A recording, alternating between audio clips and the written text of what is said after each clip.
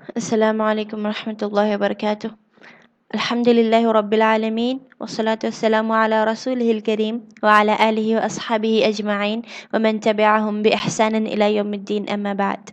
This is Dr. Asia from India, and in this podcast, I'm going to talk about miracles of the Quran, Mu'jizat al-Quran, inshallah. So, before going deeper into the topic, let us go for the definition of the word miracle. So, a miracle is defined according to the Oxford Dictionary as a surprising and welcome event, like something which is surprising, like and welcome event. Yani we like it. Okay, something we like, we welcome it. So it's a surprising and welcoming event that is not explicable by natural or scientific laws. An event that yani we cannot understand, which is against nature, which does not naturally generally happen, and it is against the scientific laws, and is therefore considered to be the work of a divine agency. Like it's considered to be from God, okay, yani from Allah. So let us see in layman terms, yani in general terms, how do you define a miracle? A miracle is something that no human can do or no scientific law can explain. Generally, like something لا يستطيع أحد أن يفعله, something that is يعني impossible for someone to do, and no scientific law can explain. It is not according to science that yani we cannot imagine such a thing happening actually. So that is a miracle, something we cannot do or we cannot explain how it happened. So another definition could be an act or event that does not follow the laws of nature. Does not follow the laws of nature. Yani it's not natural. It is something beyond nature. Yani it's something which does not generally happen and is believed to be caused by God. Yani we believe that miracles are from Allah, from God. So, for example, an example of a miracle could be bringing dead people back to life. Like somebody's dead and bringing them back to life is a miracle, because generally dead people do not come back to life. But and no human being can bring people back to life once they're dead, and even science cannot explain how a person who died can come back to life. So, yeah, bringing dead people back to life is an example of miracles. And there are many examples which, yani, we can give a lot of examples for miracles, but for now, let us stop there because we have a long way to go. So let us see why we need to study the miracles of Quran. This is a very big question because this is my method. What I do is I define the topic and then I ask this question to myself. Why do I need to study this? Why do I need to give time to this topic? What good does it give? What good is it? So let us see. Why study the miracles of the Quran? The first reason is the conviction, like our inner satisfaction that the belief we are يعني the deen we're following, the religion we're following is the correct religion, because the book we follow in religion Islam is the true word of Allah. So the conviction that the happiness يعني ليطمئن قلبي, the way we say, that's conviction. So let us see. Being a Muslim, we believe that Quran is the speech of Allah. However, by studying the miracles of the Quran, it has the potential increasing one's faith. Like once we study miracles of Quran, our faith, our belief increases in the book. For example, even Prophet Ibrahim alayhi salam believed that Allah will resurrect the dead. He believed it. Yani he had that iman that Allah will resurrect the dead. Yet he asked Allah to show it to him for the sake of conviction, so that yani his heart is convinced. So Quran says in Surah Al-Baqarah, chapter number 2, verse number 260, Allah subhanahu wa ta'ala says, أعوذ بالله من الشيطان الرجيم وإذ قال إبراهيم ربي أرني كيف تحيي الموتى. And when Ibrahim alayhi salam said, "Oh my Lord, show me how do you bring dead to life, how do you give life to dead people." قال أولم تؤمن. Allah said, "Do you not believe?"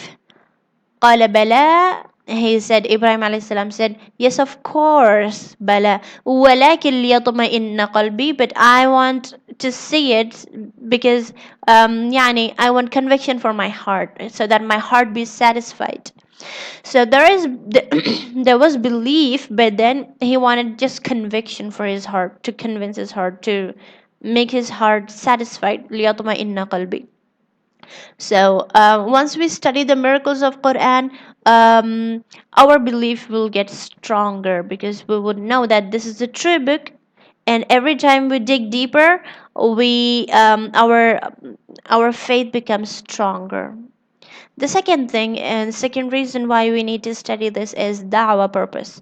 Yani, as the hadith says in Sahih Bukhari, hadith number 1044, and Sahih Muslim 152.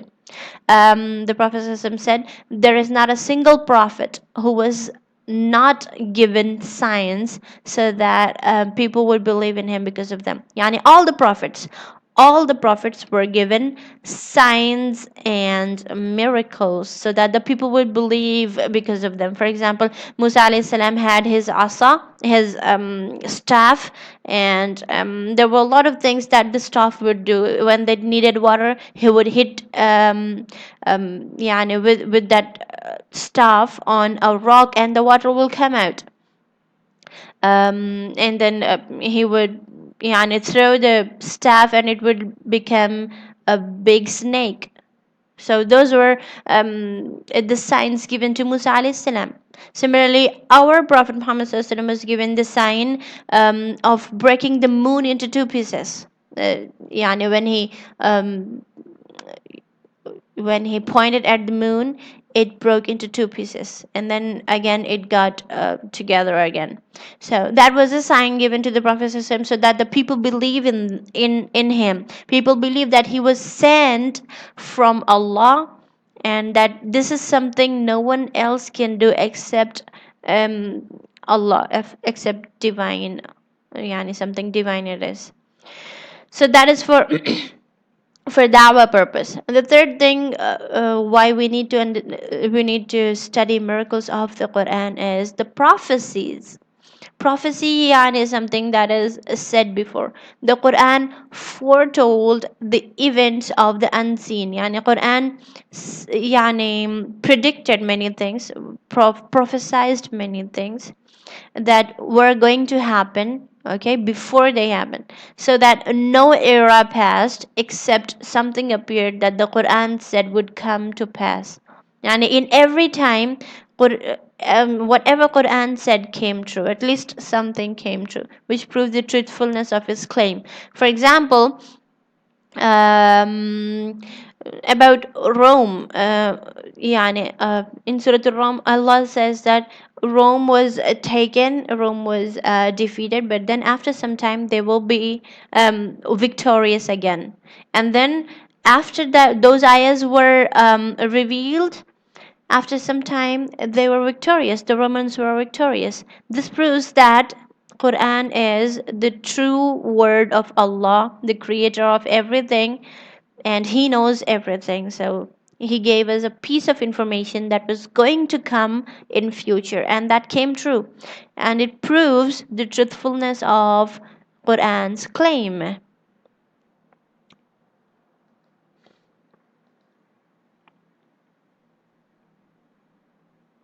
Okay, now about the miracles of the Quran. Let us see what the miracles of the Quran are. So the Quran, which is the book of Islam, definitely, it contains scientific knowledge that could not have been known 1400 years ago, because Quran was revealed 1400 years ago. We know that. And We also know that there are no changes in Quran whatsoever in all those 1400 years. Yani not even a single letter is changed in Quran. Everything is exactly the same the way it was revealed 1400 years ago. And the miracles, they range from arithmetics, the basic arithmetics, to the most advanced topics in astrophysics. Yani, it's all about. There are many types of miracles in Quran. So let us say there are scientific miracles which are really yani from the basic level, level 0, to a very high level, like yani very yani something only scientists can understand. So there are different miracles scientifically in Quran, and then there are arithmetic miracles in Quran which have to do with the numbers. And then there are linguistic meanings which has to do with the language, the language that has been used in Quran. Its caliber is really high. And then astrophysics, which is really yani an advanced topic. So I'm not gonna go for astrophysics now. If you consider Quran, when I started collecting material for this topic, I was I got a lot of material. Subhanallah, I got a lot of things because Quran is, each and every word of Quran is a miracle in itself. If we observe, if we do tadabbur, we will understand that each and every word in Quran is a miracle in its own way. It's mu'jiza. Quran, uh, it's entirely a mu'jiza. So it was really tough for me to select some of the topics and combine them in a presentation. So I selected those topics, those miracles, which were easier for people to understand. I hope I can explain it in an easy way, inshallah. So let us start with the miracles. So the first thing I selected is water.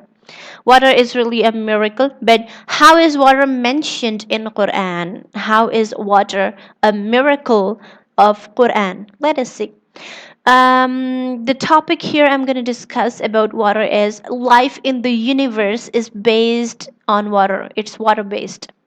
All the forms of life in the universe is water based, and this is a scientific miracle. So I'm mentioning what type of miracle is it according to the language, معجزة لغوية, or according to science, معجزة علمية, or whatever it is, I'm mentioning it here. So it is a scientific miracle, and I think I've only taken the scientific and the linguistic ones because they are easy to understand. So water is the mentioning of water in Quran is a scientific miracle. Allah said in Quran, like 1400 years ago, it was revealed. Allah said in Surah Al-Anbiya, chapter number 21, verse number 30, وَجَعَلْنَا مِنَ الْمَاءِ كُلَّ شَيْءٍ حَيٍّ أَفَلَا يُؤْمِنُونَ. And we have made every living thing, كُلَّ شَيْءٍ حَيٍّ, every living thing, من الماء, from water. يعني every living thing is made of water. أفلا يؤمنون, so still do they don't believe? Would they still not believe? So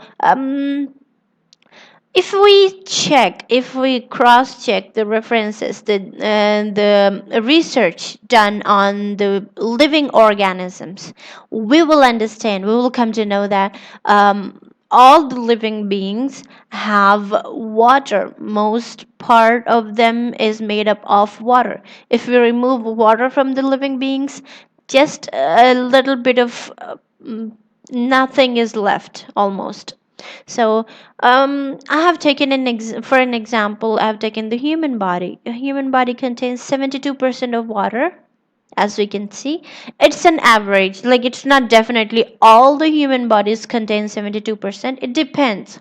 If it's an old person, it'll be a little bit lesser. If it's a younger person, it'll be a little bit more. Okay, so it fluctuates. It's sometimes more, sometimes less. So on an average, a human body contains 72% of water, approximately. If we consider separate parts of the body, we will see the lungs contain 90% of water, which is yani mostly water. Blood contains 82% of water. Skin contains 80%. Muscles contain 75%. Brain contains 70%, and bones contain 22% approximately. So all of that gives the average of almost 72% of water. So as we can see, most part of human body comprises of water. So nobody knew 1400 years ago, especially subhanallah, Quran was revealed on Prophet Muhammad who was ummi, who did not know how to read and write. How can an ummi, a person who does not know how to read and write, how can such a person come up with this stuff? Definitely this was not um, something from him. This was something from the creator of all the bodies, creator of a human body, who knows how it is created, creator of animals, because animals are also mostly made of water, creator of every living being, which is mostly made of water. So that's a miracle. Second miracle I chose is the colonies. The colonies, uh, animals live together in colonies. So this is also a scientific miracle. Let us see. Uh, Quran says in Surah Al-An'am, chapter number 6, verse number 38, وَمَا مِن دَابَّةٍ فِي الْأَرْضِ وَلَا طَائِرٍ يَطِيرُ بِجَنَاحَيْهِ إِلَّا أُمَمٌ أَمْثَالُكُمْ. There is no land animal. Dabba is a terrestrial animal, land animal, in the land. Wala ta'ir, nor a bird that flies with its wings. Illa umamun, but they are nations. It's is a plural of the word umma in Arabic. Umma is a nation. Umma is a word, or a nation is a word we use for yani a group of people that live together. So umamun amthalukum, they are nations like you. So Allah says they're nations. Allah did not say they're creatures like makhlukun مثلكم. No, Allah did not say like that. He said umamun amthalukum. They are nations like you. ما فرطنا في الكتاب من شيء. We did not leave, we did not miss anything in the book, يعني Quran. We did not miss anything in Quran. ثم إلى ربكم ثم إلى ربهم يحشرون.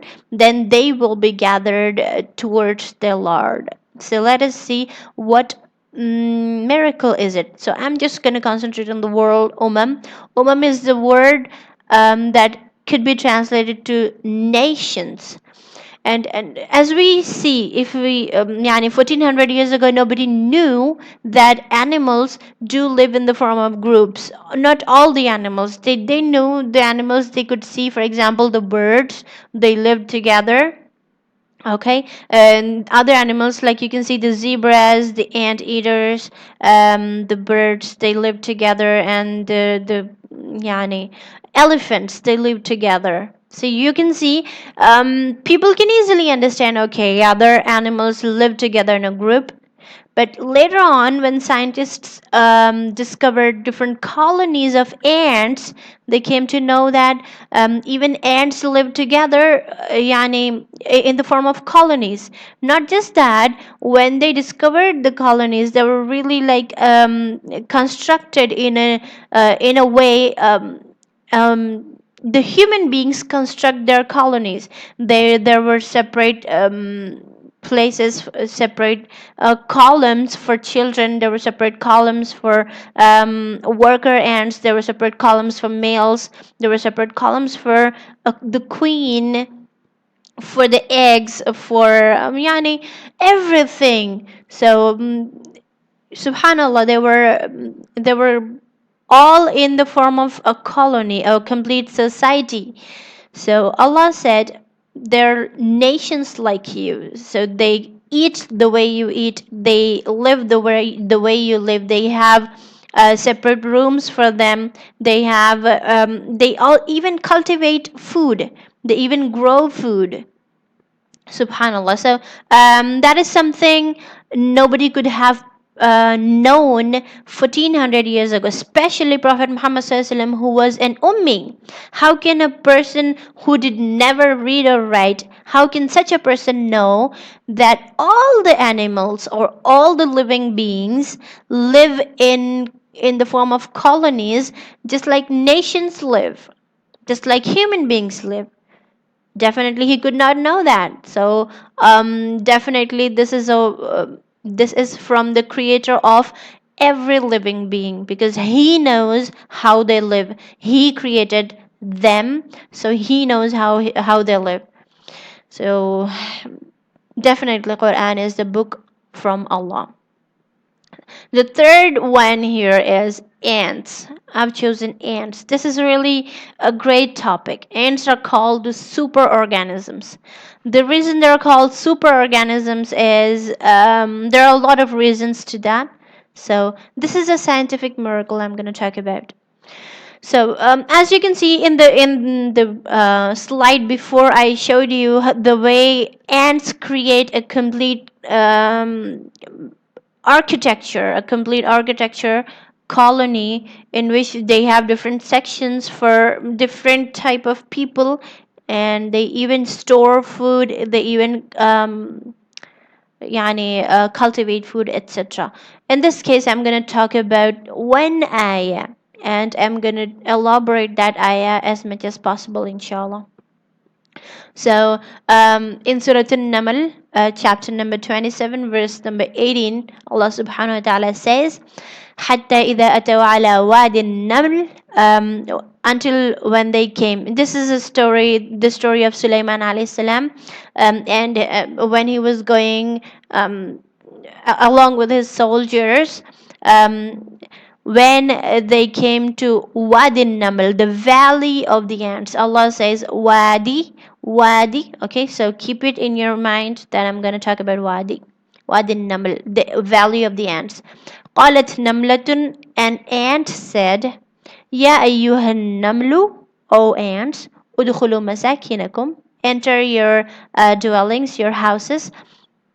لا يحطمنكم سليمان وجنوده وهم لا يشعرون, lest you be crushed by Sulaiman and his soldiers when they don't even know that. So I'm going to talk in this slide, I'm going to talk about the valley, Wadi, and I'm going to talk about said, قالت. Okay, so valley is something يعني it's like Wadi Namal is it's a place where all the ants used to live. And if we see in this picture, I'm showing you the way they're working, the way they're storing, the way it's all like human beings, the way we work, the way we store food, the way we think of the future and everything. Ants work like that. So we can say wadi is a valley is something generally used for human beings. Yani,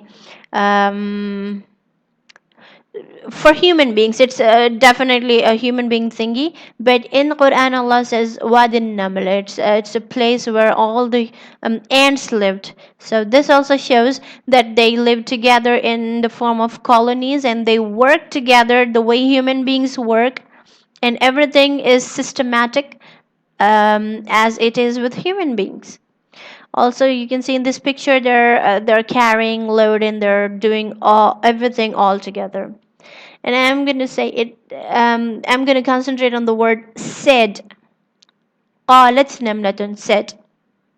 An ant said. So in this case, when 1400 years ago, this ayah and the ayahs of this type were recited, people used to laugh.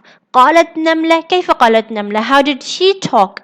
She cannot talk. How can an animal talk? How can a little insect talk? So people used to laugh. They used to say they're just stories. Muhammad SAW created those stories to just amuse people.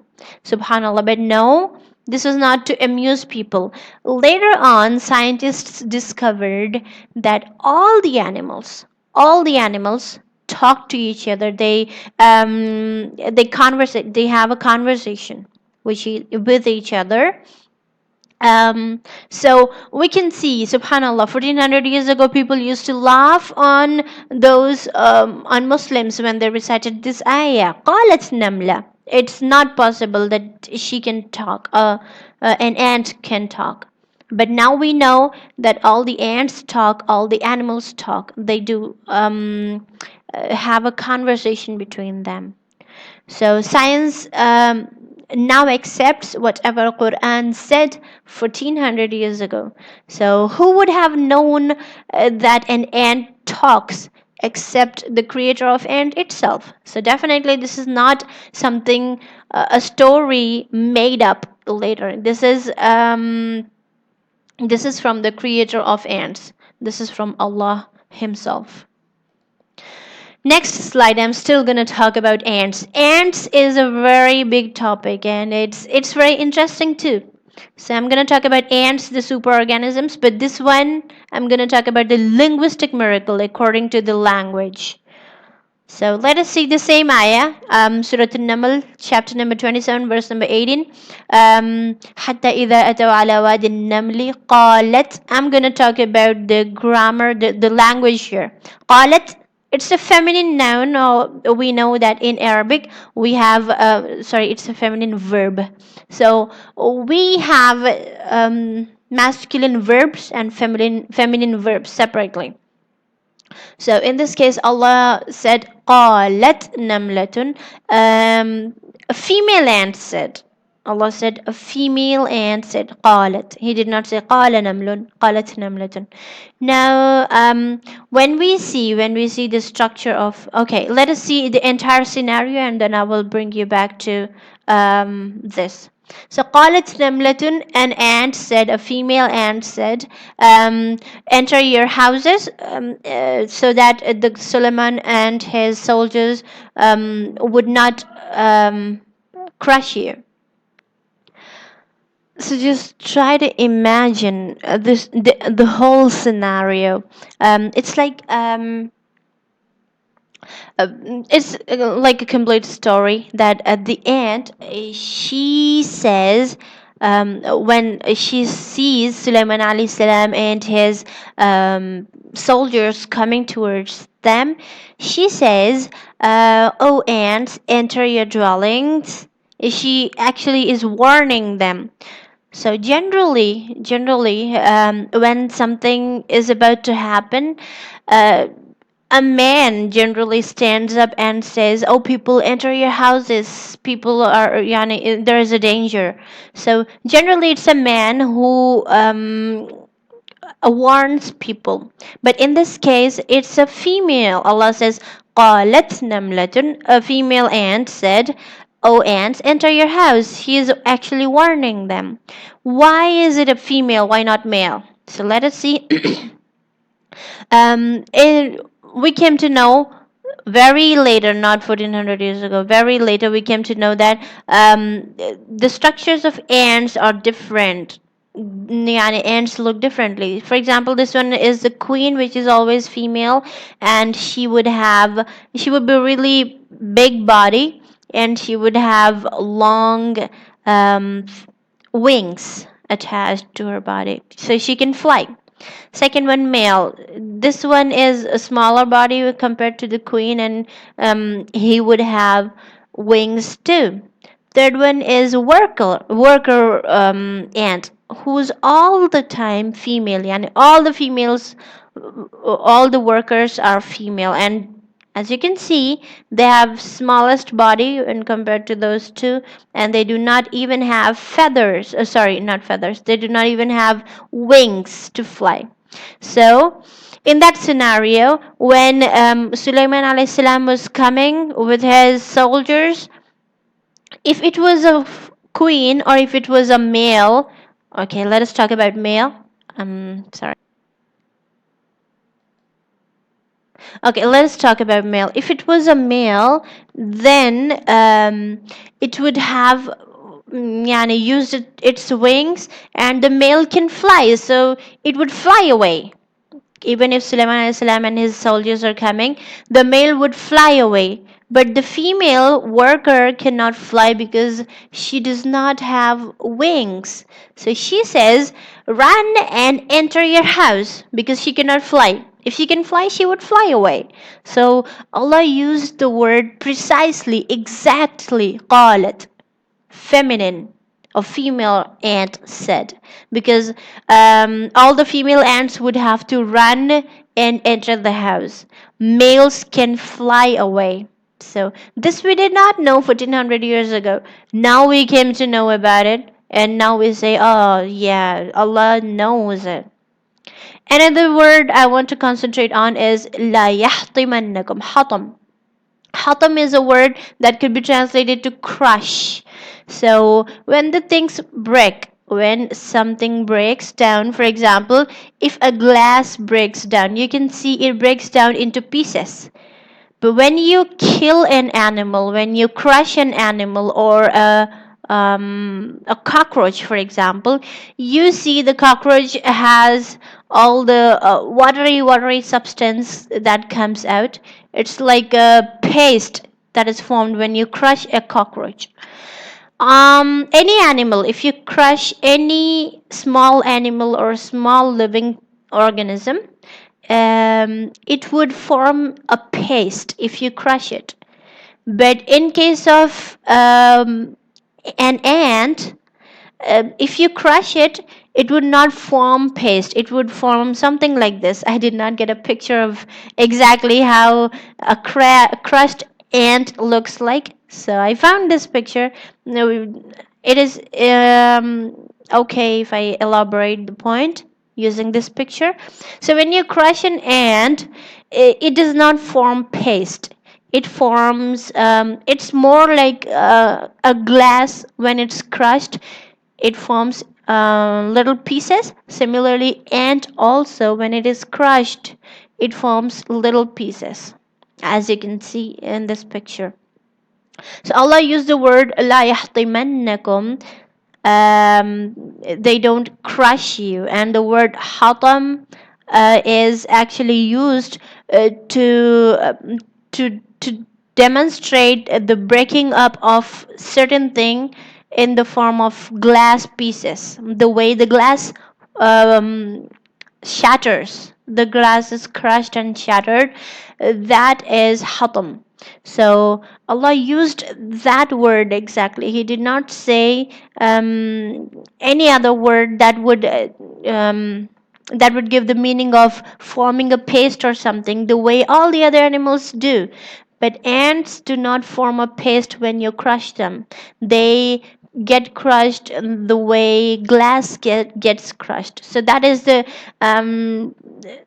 minute detail we could not have imagined. But Allah, since He is the creator of ants, He knows how they are crushed. So He used the word لا يحطمنكم سليمان وجنوده. So if you observe this, this is a linguistic miracle. And like I said, Quran entirely, each and every word of Quran is a miracle. I can go on explaining things over and over, one by one. And yani, all the time in the world will not be enough for me to explain all the miracles. So I stop here for ants, that all the female ants are without the wings. That's why a female ant said run away, because she cannot fly. She said run away. And then when an ant is crushed, it's crushed like a glass, not like other little living things. Let's go for the next miracle, which is honeybees. Honeybees, I'm going to talk about the worker bees are all females. All the worker bees are females. And this is a linguistic miracle too. I'm going to talk about Surah Al-Nahl, chapter number 16, verse number 68 and 69. Allah subhanahu wa ta'ala says, وَأَوْحَى رَبُّكَ إِلَى النَّحْلِ أَنِ اتَّخِذِي مِنَ الْجِبَالِ بُيُوتًا. And your Lord has revealed to the bees that build your hives in the mountains. And اتخذي من الجبال بيوتا, that she has to build her houses in the jibal, in the mountains. ومن الشجر, and in the trees. ومما يعرشون, and in what they build, like in other things. ثم كلي من كل الثمرات, and then eat from all the fruits. فاسلكي سبل ربك ذللا, and follow every way, the ways of your Lord. ذللا from all the enslaved paths actually. يخرج من بطونها شراب مختلف ألوانه, from its belly, from their bellies comes a drink of different colors. فيه شفاء للناس, in which there is a healing for people. إن في ذلك الآية, indeed in it is a sign لقوم يتفكرون, for those who do tafakkur, who do contemplate. So let us see what I want to talk about according to the language, linguistically, لغويا. Let us see. Allah says أَنِتَّخِذِي مؤنث, feminine, and then Allah says ثُمَّ كُلِي مؤنث, again eat, female for feminine. So اتخذي is a verb, a feminine verb used only for females. Kuli is a verb, again feminine verb, only for females. Fasluki, usluki, again it is a feminine verb. And if you see this word, it says butuni ha. Ha is a feminine pronoun, attached pronoun. Butuni ha, her bellies. So you can see these are the feminine forms of verbs and nouns and pronouns used whenever a honeybee is mentioned. So here you can see all the feminines. Why did Allah use the feminine verbs and nouns and pronouns when referring to a honeybee? As you can see, we came to know long after Quran was revealed that all the honeybees that create honey are females.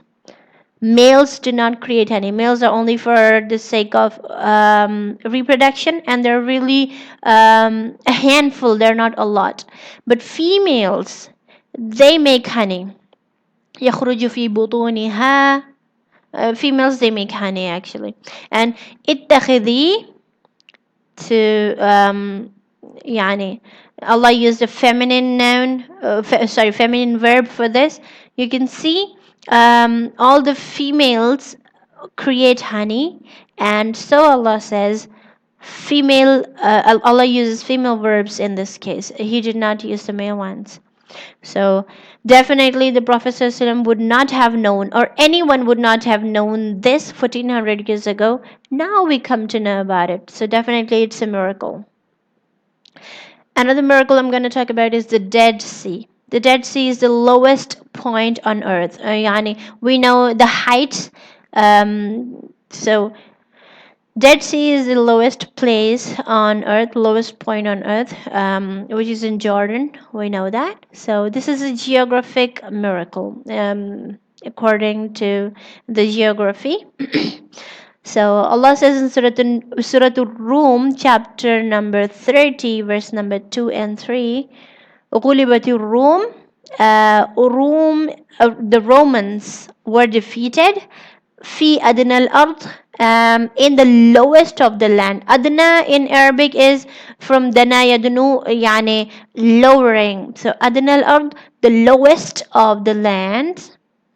وهم من بعد غلبهم سيغلبون, and they would be victorious after they were defeated. So there are two things in this ayah. two basic things we can easily understand. The first thing was adna al-ard, the lowest of the land. We can see adna in Arabic is the lowest part. So the lowest of the land. Um, Allah said this 1400 years ago. This was revealed on the Prophet ﷺ, who did not know how to read and write. So definitely he could not have come up with this.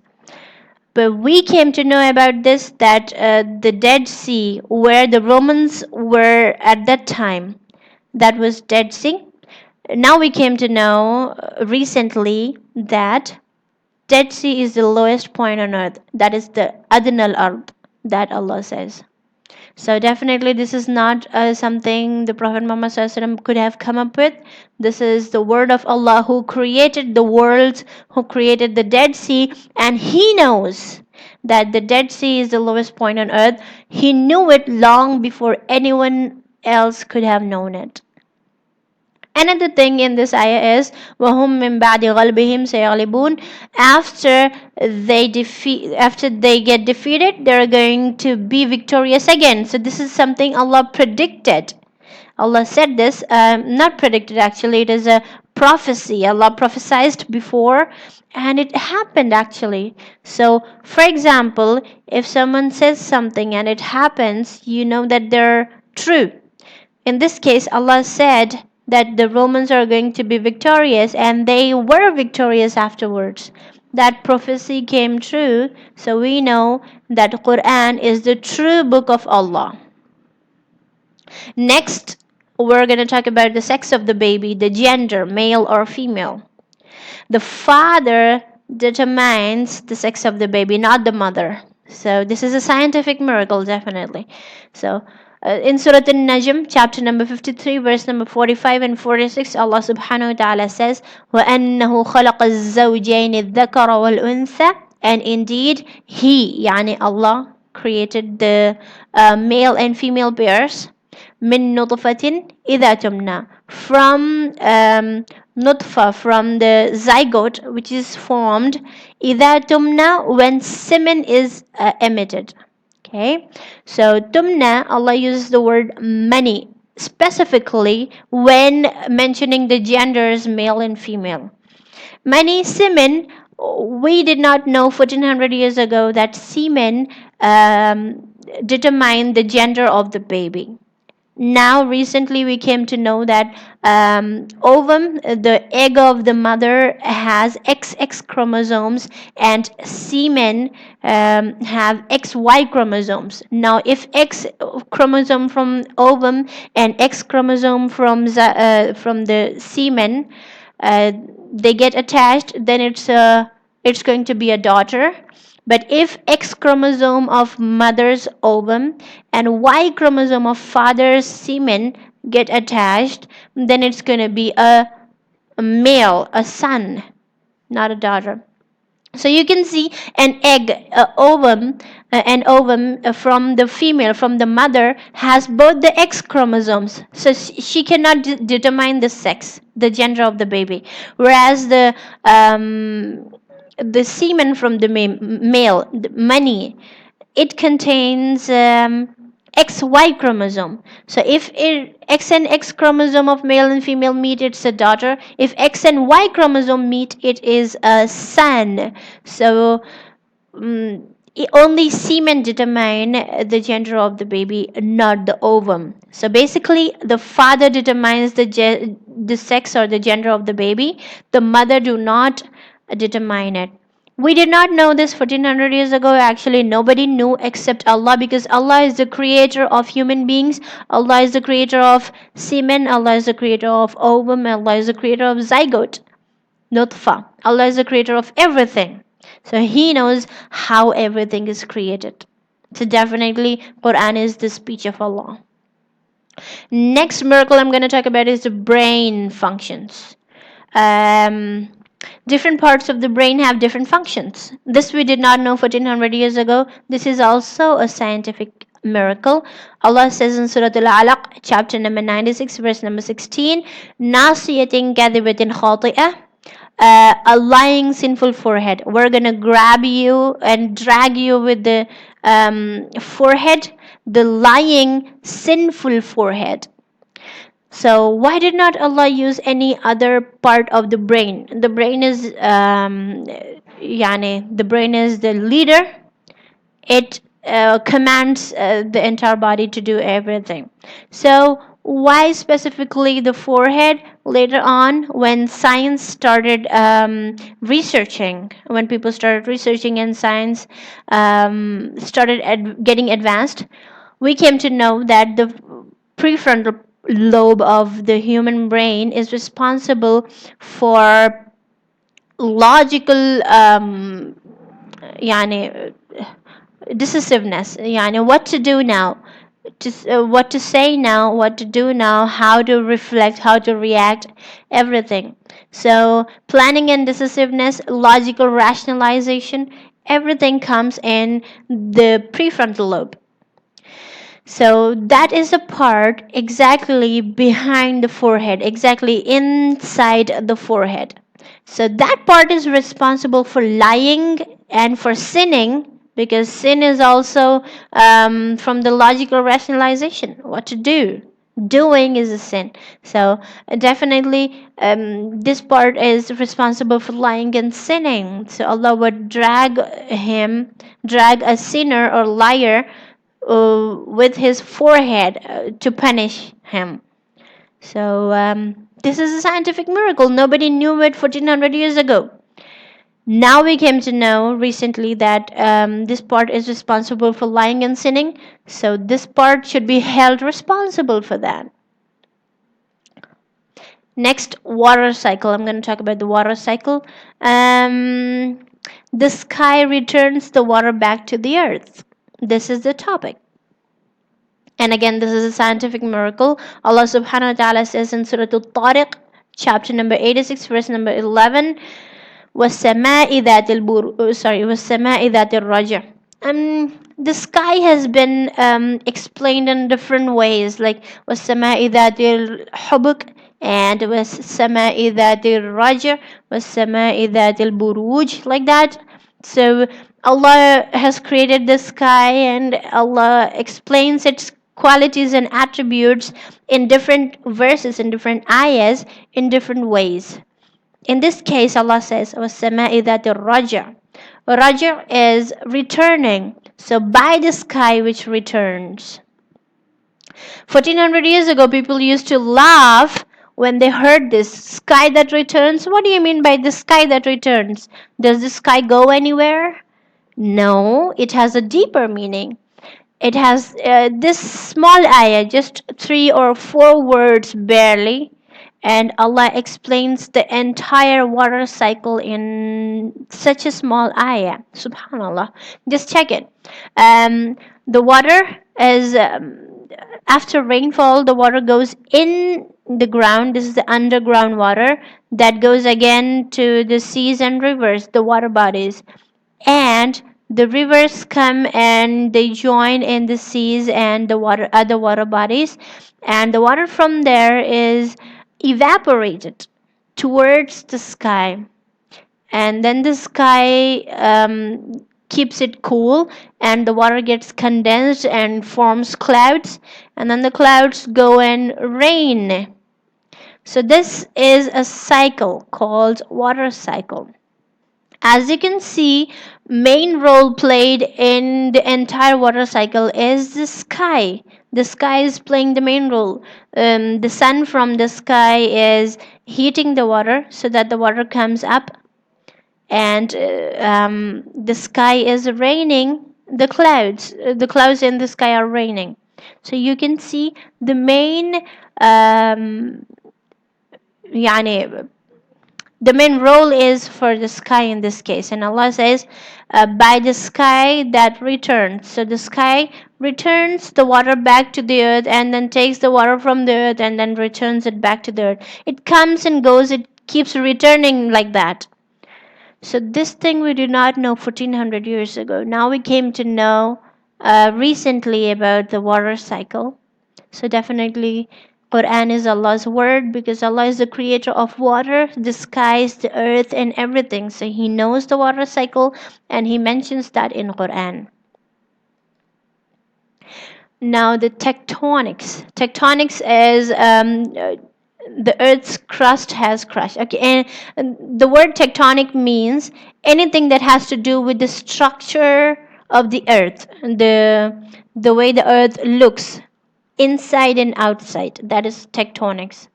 So, and how it works, the inside and outside of the Earth, how it works, how it moves and stuff. So tectonics, and this is a geological miracle about the geology. Allah says in Surah Al-Tariq, chapter number 86, verse number 12, وَالْأَرْضِ ذَاتِ الصَّدْعِ, and by the earth that has cracks. Sada, cracks. Okay, so the Prophet ﷺ would not have means to travel throughout the earth and see how the earth has cracks in it. So definitely this is something he did not know. And definitely this is something Allah, the creator of earth, told him. So this came in Quran. This is mentioned in Quran that the earth has cracks, and this cannot be something Prophet ﷺ could have come up with or could have seen with his own eyes, because he did not leave Mecca, Medina, and Taif, that particular area. He did not leave that area to visit different places in the world, on earth, to see that there are cracks in the crust of the earth. Allah Himself knows, so He mentions it in Quran. So definitely, Quran is Allah's word. Another miracle in under the topic of tectonics is that the mountains move. This is also a geological miracle. Allah says in Surah An-Naml, chapter number 27, verse number 88, وَتَرَى الْجِبَالَ تَحْسَبُهَا جَامِدَةً, and when you see jibal, when you see the mountains, you think that they are jamida, they are fixed firmly. وَهِيَ تَمُرُّ مَرَّ السَّحَابِ, and actually they are moving just like the clouds move away. So now Allah الذي أتقن كل شيء, it's the creation of Allah who has created everything perfectly. إنه خبير بما تفعلون, indeed He knows all that you do. So 1400 years ago, when people heard this ayah, they laughed. They said the mountains move like sky, the mountains move like clouds. It's funny, the mountains are still on their places, they're not moving. So they used to laugh on the Muslims. Later on, we came to know that the earth slides. Earth slides in different ways. Earth slides towards, yeah, there are like plates, tectonic plates, we call them, the plate-like structure, layer by layer in earth. They move towards each other or they move away from each other. As you can see in this one plate moves away from the other, or they slide against each other. One goes this way, another goes that way. So for example, if a mountain is here and the plates are moving towards each other, the position of mountain is moved. And the position of mountain, if the mountain is here, it moves towards the other side. When the plate is sliding, it moves towards the other side. And then when you see this, if the mountain, one mountain is here, another is here, they go against each other. So one mountain moves right side, and another moves towards the left. Also during the earthquakes and other things, the mountains do move, do get disposition. Their position is changed when such things happen, when the tectonic plates move. This we could not have known until very recently, when science started learning about seismography and tectonics. They came to know about the earthquakes, about the way the earth moves, the topmost layers of the earth move like this. And then they came to know that the mountains are dispositioned because of the movement of the tectonic plates. There was no way of knowing this 1400 years ago. Definitely the Prophet ﷺ did not know this because he did not know how to read and write. This is an advanced topic in geology, in science. How could he have known that 1400 years ago? Definitely not. This is something the creator of the earth knows. Allah himself knows. So definitely Quran is Allah's word, the creator of the earth. Another Another topic under the tectonics is that the mountains move. This is also a geological miracle. Allah says in Surah An-Nahl, chapter number 16, verse number 15, وَأَلْقَى فِي الْأَرْضِ رَوَاسِيَ أَن تَمِيدَ بِكُمْ. And He cast mountains in the earth. He يعني Allah cast mountains in the earth, rawasi, mountains in the earth, and tamida bikum, so that it shifts with you. Tamida bikum, it shifts with you, it expands with you. Wa anharan wa subulan la'allakum tahtadun, and the rivers and the roads, sabil and subul, the roads, la'allakum tahtadun, so that you may be guided. Now, what does this ayah have to say? The word, the part of the ayah that I have stressed upon is antamida bikum, that it shifts, it moves with you, or it spreads with you, rather. Tamida, and tamida bikum, it spreads with you.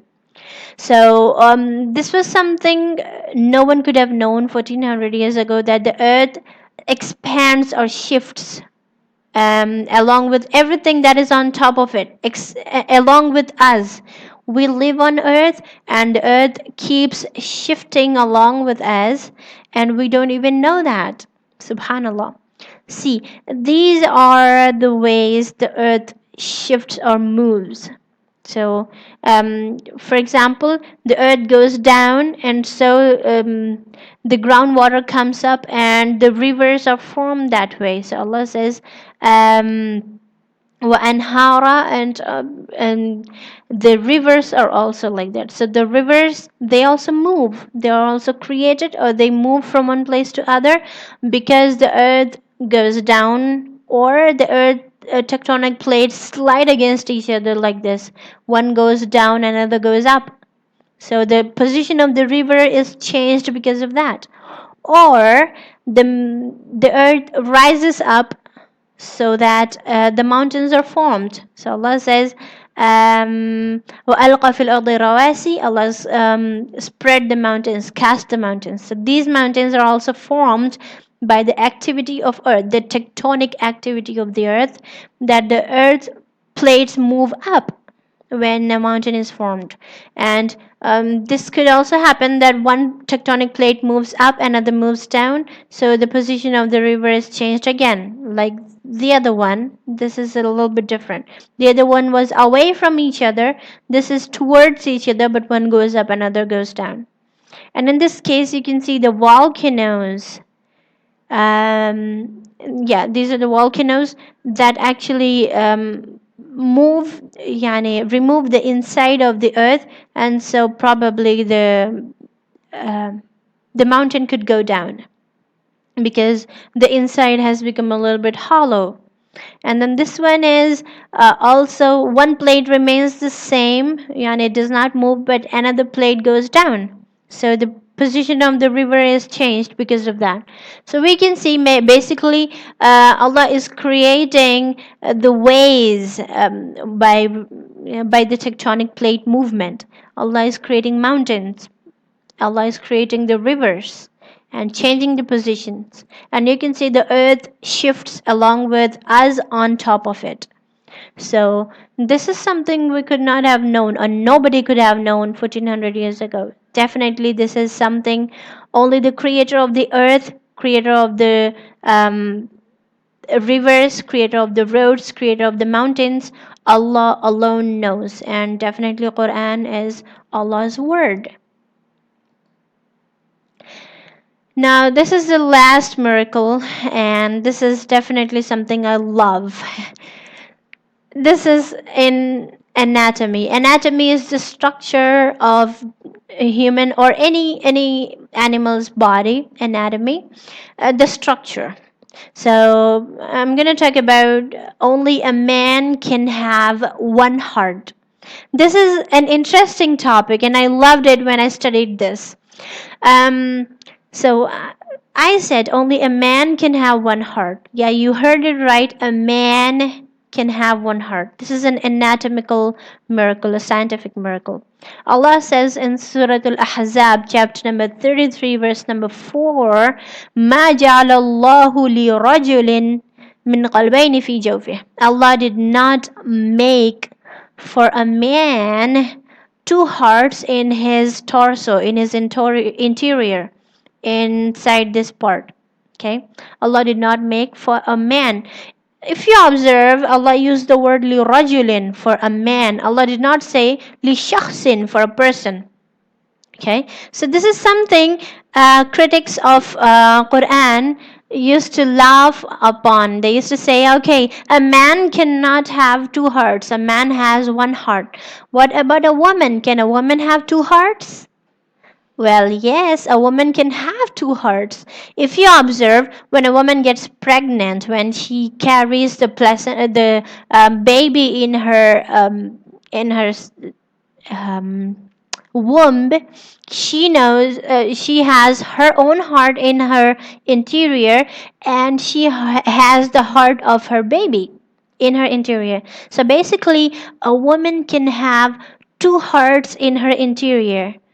But a man can never become pregnant, so a man can never have more than one heart. Subhanallah, who could have thought so much in detail except the creator of everyone and everything, the creator of male and female, the creator of human beings, the creator of animals, the creator of every kind of creation that we can think of, that we know and that we do not know. Subhanallah, Allah alone knows all that He has created and the way He has created and the changes that could take place in His creation in different levels and in different times. So Allah said, "Ma ja'alallahu li rajulin min qalbayni fi jawfih," because He knows that a man can never have two hearts in his interior, whereas a woman can have two hearts in his interior. Had Allah said li shakhsin, that shakhs would include both male and female, and that would be wrong.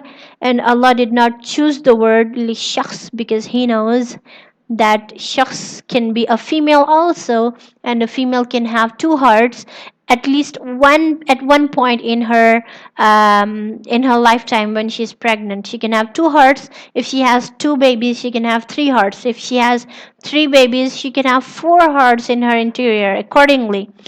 But a man can never have more than one heart. So definitely, Allah, the creator of everything, knows, and He chooses. It is actually a linguistic miracle also, because a precise word is used in a precise condition when explaining yani something that He created. Subhanallah. Okay, so in conclusion, at the end of this presentation, we can see that there are innumerable types of miracles in the Quran, which thereby advocates the person with their belief system. Yani it helps people with their belief, whether by increasing their faith or by removing the doubts from their hearts. For example, if someone had doubt in their heart about Quran being the true book and Islam being the true religion, when they study the miracles, inshallah, their doubts will be removed from their hearts. Or by enhancing their conviction about the divinity of the speech of Allah. That, yani, they get convinced that definitely Quran is the speech of Allah and it is divine. It is something no human being can come up with. Definitely not the Prophet Muhammad SAW, who was an ummi, and this all this information in Quran was revealed 1400 years ago, and which science has been discovering after very long time of revealing of Quran, and still Quran holds a lot of things, a lot of secrets that the science did not even discover yet. Probably the science would discover later in future, but definitely this proves that Quran is Allah's word, and Allah alone is the creator of each and everything. With this, I conclude my topic, my podcast. I hope I did try to convey the message, and I hope you guys did understand what I tried to explain in this podcast. Inshallah. أقول قولي هذا وأستغفر الله لي ولكم ولسائر المسلمين. سبحان ربك رب العزة عما يصفون، والسلام على المرسلين والحمد لله رب العالمين. السلام عليكم ورحمة الله وبركاته.